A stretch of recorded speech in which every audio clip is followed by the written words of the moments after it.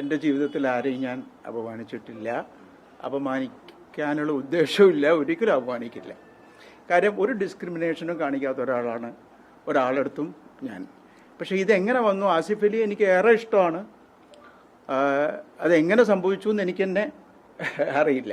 കാര്യം ഞാൻ പറയാം, അവിടെ നടന്നത് ആസിഫ് അലിയുടെ കയ്യിൽ നിന്ന് ഞാൻ അവാർഡ് സ്വീകരിക്കുന്നു, മൊമൻറ്റോ സ്വീകരിച്ചതിന് ശേഷം അതിന് മുന്നേ ഞാൻ ആന്തോളജി, എം ടി സാറിൻ്റെ ആന്തോളജി ഒരു സിനിമയ്ക്ക് ഞാൻ ജയരാജിന് വേണ്ടിയിട്ട് സംഗീതം കൊടുത്തിട്ടുണ്ട്. അപ്പോൾ ആ വേദിയിൽ രഞ്ജിത്തിൻ്റെ പടമുണ്ട്, രഞ്ജിത്തിൻ്റെ ക്രൂസ് വന്നു. അതിൻ്റെ മ്യൂസിക് ഡയറക്ടേഴ്സിനെ വിളിക്കുന്നുണ്ട്, സ്റ്റേജിലേക്ക് വിളിക്കുന്നുണ്ട് മൊമെൻ്റ് കൊടുക്കാൻ. അപ്പോൾ അവർ റിസീവ് ചെയ്യുന്നുണ്ട്, എല്ലാ മ്യൂസിക് ഡയറക്ടേഴ്സിനെയും വിളിക്കുന്നുണ്ട്.